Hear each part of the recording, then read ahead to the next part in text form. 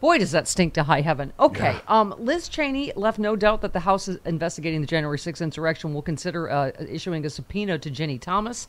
I'm glad this didn't just float away into the ether. Yeah. She said the host was asked her, she was writing to them about efforts to overturn the 2020 election results, not to mention her correspondence with Arizona lawmakers, pushing fake electors. Is your committee planning on talking to her? And she said, Liz Cheney said, we are.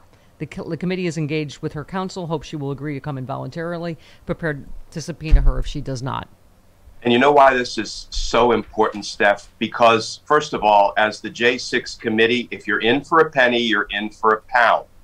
And it's important to set the precedent that the wife of a Supreme Court justice who has relevant information to a criminal probe or a legislative probe needs to produce that evidence, and if she refuses to, she is subject to a subpoena. We should do the same thing to Mike Pence. We should do the same thing to Donald Trump, not because I'm hopeful that they will readily comply, but because we need to litigate it, set the precedent, so we can stop these mofos from doing it in the future, right? And if once the precedent is set that you can subpoena a Supreme Court justice's wife, a vice president, a former president, if they have information relevant to a crime or to legislation, then the precedent is set, and these people can't hide in the future behind an absence of precedent. Yeah.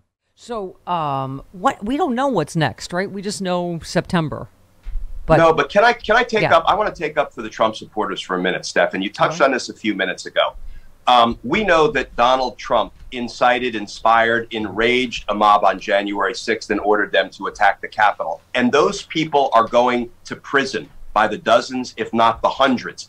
Donald Trump is out there at his hate rallies, inciting, inspiring, and encouraging a new batch of insurrectionists to fight like hell or they won't have a country anymore.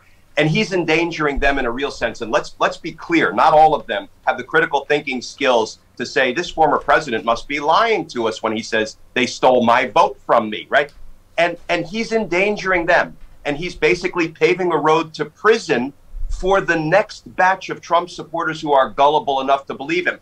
The Department of Justice has an obligation to step in and put a stop to it by charging him with the crimes that we have probable cause plus to infinity and beyond to prove, and that's what needs to be done. Well, you know, I'm sure heard this reporting from Axios, the radical plan Trump and his allies are hatching for his possible return to power. Oh, God, in 2025, the plan, based on a controversial last-minute executive order from Trump in 2020 known as Schedule F, would aim to purge the government from what Trump has deemed the deep state and put in, I mean, all Trump loyalists. This would be, 2.0 in terms of criminality, corruption, you name it. I mean, Steve Bannon still talking crap after being convicted. He said he lashed out at the House J6 committee hours after being found guilty. There he is on Fox, on Tucker Carlson. He warned that Republicans would have their own committee when they return to power. We have to have a real January 6th committee, including to get the staffers there now and see about the lies and misrepresentations they put on national TV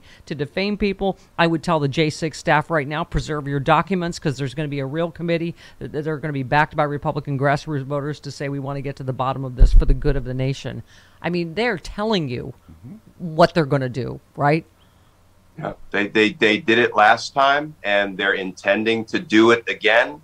And if we let them, and by letting them, I mean if the Department of Justice declines to prosecute Donald Trump for his crimes, that will be DOJ's stamp of approval, announcing everything Trump did was just fine, and the 2024 presidential candidate gets to do it all over again with impunity, and we cannot survive another go-round like that.